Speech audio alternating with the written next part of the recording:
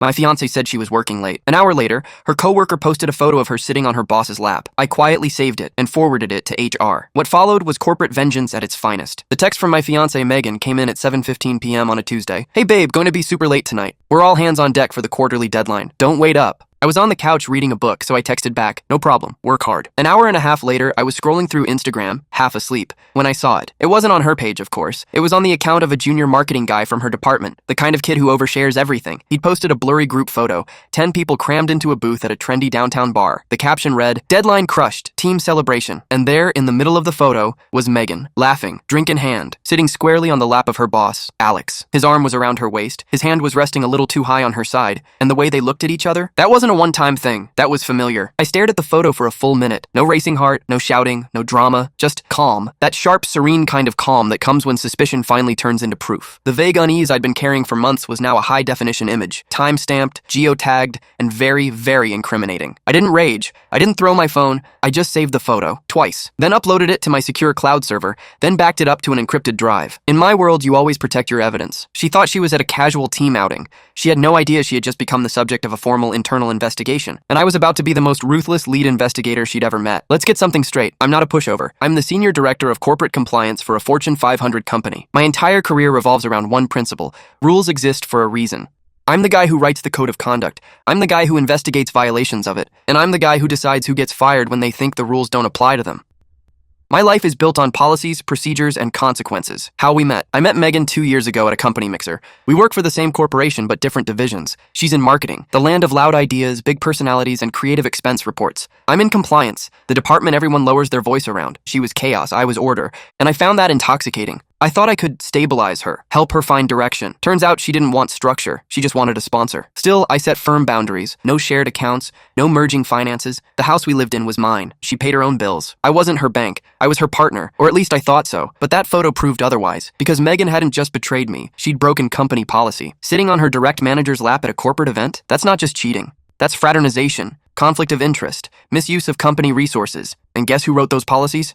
She thought she was cheating on her fiancé. She was actually cheating on the man who could end her entire career with one email, the complaint. That night I sat in my office, opened a new encrypted file and labeled it case file mjenkins/A Vance. Then I created a brand new anonymous email. From there I drafted an ethics complaint. Cool, professional, devastatingly precise. It cited every violation: fraternization, conflict of interest, unprofessional conduct, misuse of company funds. And because I was certain that bar tab would end up on Alex's expense report, I attached the photo as Exhibit A. Then I hit send, straight to the head of human resources. The investigation had officially begun. Update 1, strategic deception. The next morning was a masterclass in acting. Megan crept in at 2 a.m., smelling like cheap perfume and tequila. She thought I was asleep. By sunrise, she was her usual bubbly self, coffee in hand, fake smile plastered on. "Oh my God, last night was insane," she said. "We were at the office until midnight. Alex is such a slave driver." I nodded. "Sounds rough. Make sure he expenses you lunch for all that overtime." That was my strategy. Absolute normalcy.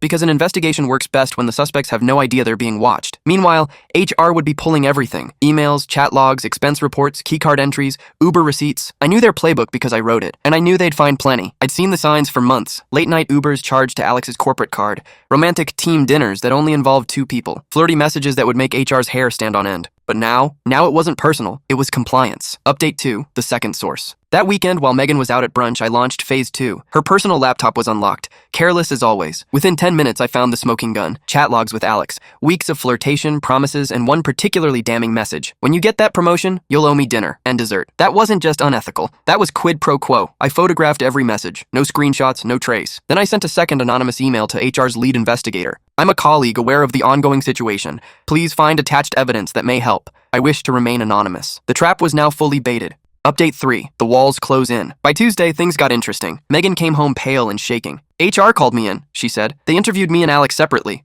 It was intense." I feigned concern. "Any idea what it's about?" "No clue," she lied. "Alex thinks someone's trying to sabotage him." She smiled weakly. "We both told them our relationship is totally professional." I smiled back. Good. Lying to HR during an investigation is a terrible idea. Her hand froze on her wine glass. That's when I knew. She was standing on a trapdoor, and I was holding the lever. Update 4. The final audit. The following week, I sent one last anonymous email. This time, I pointed HR to specific transactions. Dinners, hotels, flights. All filed as team building or client meetings that never happened. It was the kill shot. Now it wasn't just about an affair. It was about corporate fraud. By Thursday, Megan was a wreck. Jumpy, anxious, constantly texting Alex. "This whole HR thing is ruining my focus," she said. Then just tell the truth, I said. That's what I always say in compliance training. She laughed nervously. I didn't. Update 5. The hammer falls. Friday, 3 p.m., a company-wide email dropped. We wish to inform you that Alex Vance is no longer with the company. We wish him the best in his future endeavors. Corporate code for fired for cause. I poured myself a drink and waited. 2 hours later, Megan walked through the door, red-eyed, carrying a cardboard box. She sank onto the couch, silent.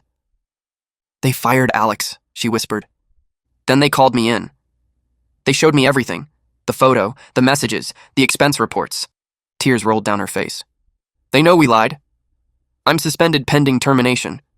I let her sit in silence. Then I placed the printed photo on the table, the one of her on Alex's lap. Her head snapped up, her voice cracked. It was you, she whispered. You filed the complaint. I took a slow sip of my drink. Didn't say a word. Final update. The termination hearing. The confrontation wasn't explosive. It didn't need to be. Why? She cried. Why would you do this to me?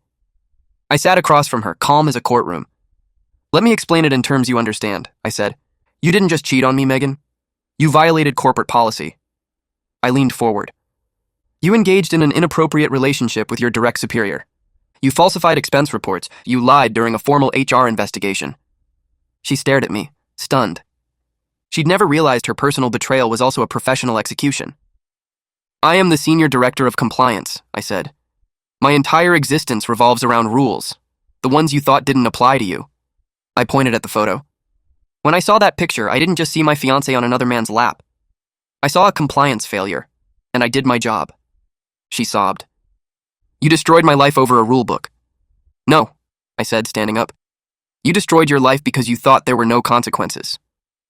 I gestured toward the suitcase by the door. Your employment is terminated. Our engagement is over. Your residency here has ended. The rest of your belongings will be shipped to your parents' house. Where am I supposed to go? She cried. That, I said quietly, falls outside the scope of my department. Then I opened the door. Goodbye, Megan. Epilogue. A month later, her termination was finalized. Alex, unemployable. Word spreads fast in our industry. Megan moved back in with her parents, broke, disgraced, blacklisted. My revenge wasn't rage. It was procedure, a compliance review. She thought she was playing games. But I'm the one who wrote the rule book.